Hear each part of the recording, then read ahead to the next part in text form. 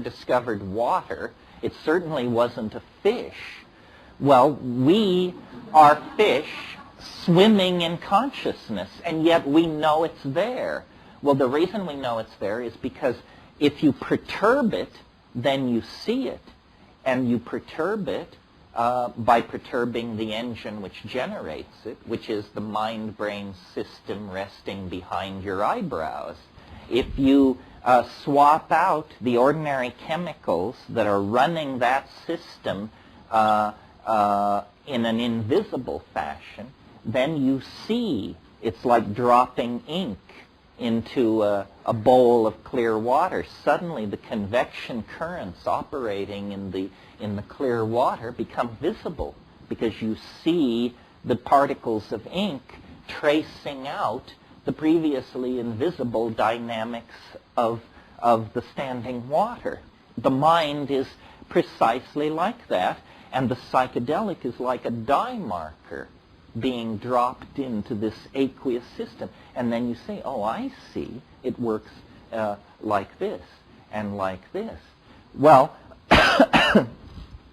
if psychedelics are a catalyst for the imagination, and if history is driven by the imagination, it is driven through the fallout from the imagination, which is technology and culture.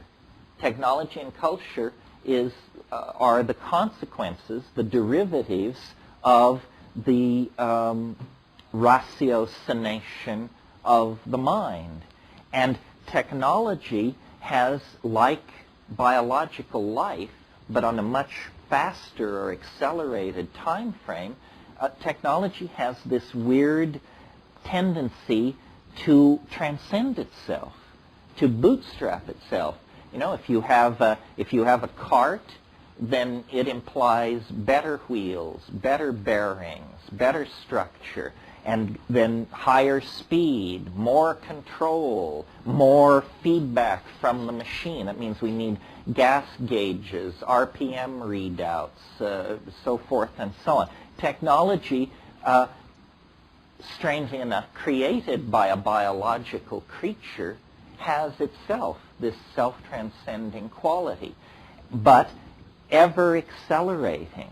This is the important point, because the ever accelerating accretion of technology means that history is strangely foreshortened at the future end, because it happens faster and faster. It's like a process that begins very slowly, but once started has the quality of a cascade. The rate at which falling bodies move, 32.5 feet per second. Each second it accelerates to twice the rate of infall that was occurring in the previous second. Technology is like this. And we now are in a domain where if we attempt to propagate technological development forward 50 years, it becomes unmanageable as an intellectual task. We can talk about the automobile, what it might look like 50 years from now. It would float, it would go 500 miles an hour, it would be guided by your mind, so forth and so on, these kinds of ideas. But when you think that every artifact of our world will undergo that kind of transformation, and that the synergy among these transformed objects will create phenomena and situations that we can't anticipate. That's the key thing. Our inability to anticipate the synergies between our technologies. I mean, the computer, LSD, spacecraft, holograms, organic superconductivity. Those are just 6 areas where the integration of those concerns will produce unimaginable consequences. Yeah. The ultimate boundary dissolution is the dissolution of ego.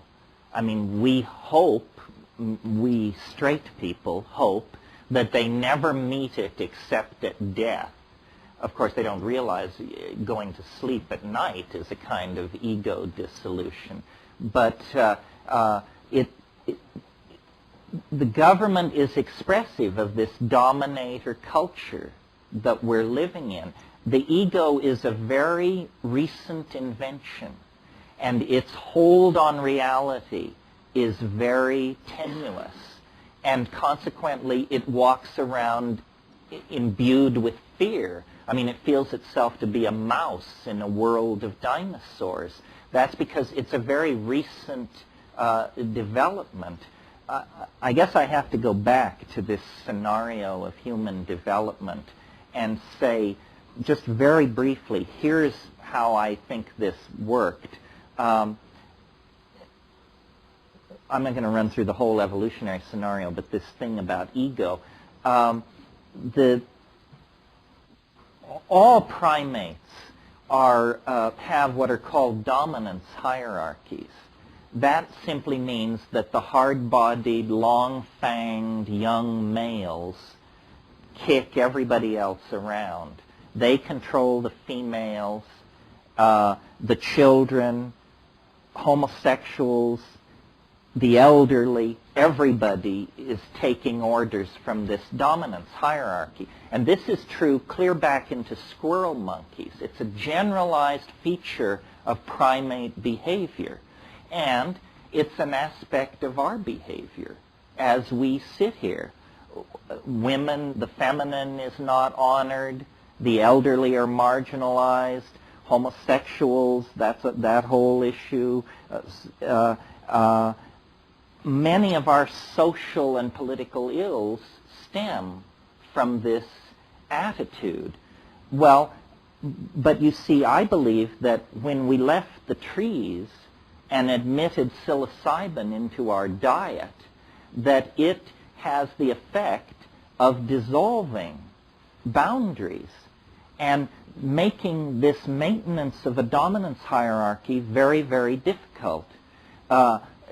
First of all, the key on one level to maintaining the dominance hierarchy is monogamous pair bonding. That's where it begins. If in a society taking a lot of psilocybin, monogamous pair bonding breaks down because of CNS activation and sexual arousal. So in a psilocybin-using culture, there will be a tendency to orgiastic sexual behavior rather than monogamous pair bonding. What that does is it causes an incredible social cohesion, because in an orgiastic society, men cannot trace lines of male paternity. So men's attitude toward children is, these children are all ours. We, the group.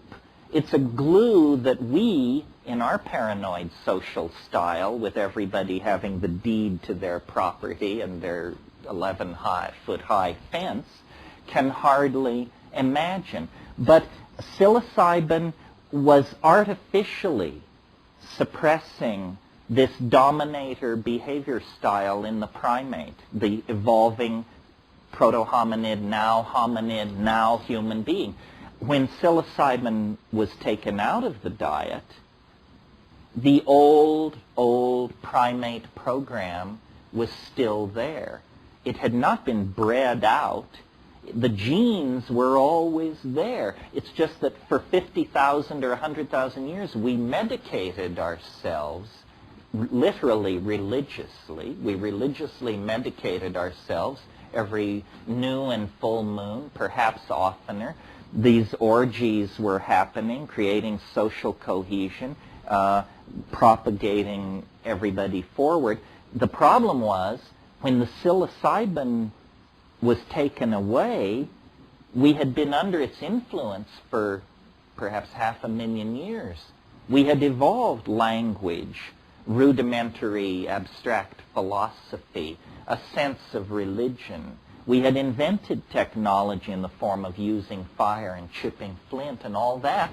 the psilocybin goes away, and suddenly these skills, these tools, these technologies are in the hands of marauding apes, not anymore cohesive,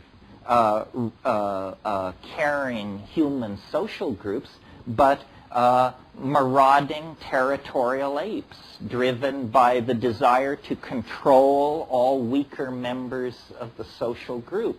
And that's our circumstance. We have, the tools that would allow us to sculpt paradise, but we have the reflexes and value systems of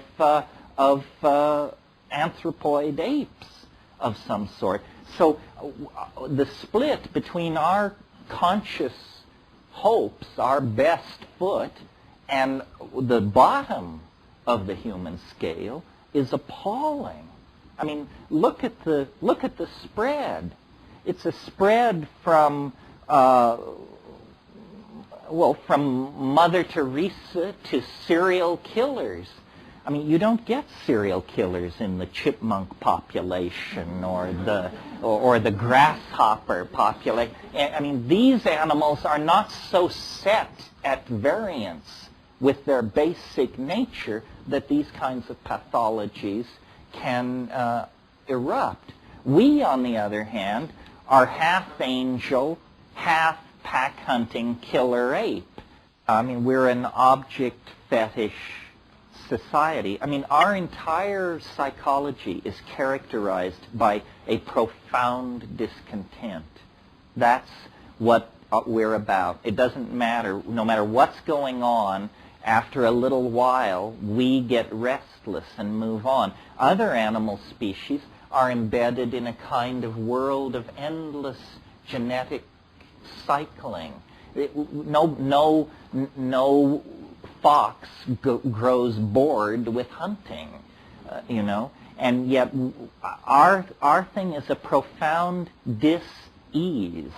And I believe it's because, and slowly you forced me to do this whole rap, which I swore I wouldn't do, I believe it's because the psilocybin led us halfway toward a kind of godhead, but then it disappeared, and we are left in this very peculiar situation. This is the myth of the fall.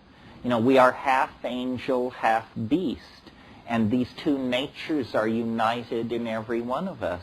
And when you take psilocybin, you feel generally a great sense of community, an ascent to a higher level. If you completely restrict your intake of intoxicants of any sort, then you get the teetotaler type personality, which is characterized by incredible smugness, limited intellectual horizons, and an unbearable aura of self-congratulation that makes it pretty hard for the rest of us to put up with. Yes, yeah. See, here is the final piece of this evolutionary key. Psilocybin, in small amounts, increases visual acuity. This is not an arguable point. I mean, you can just give people psilocybin and give them eye tests.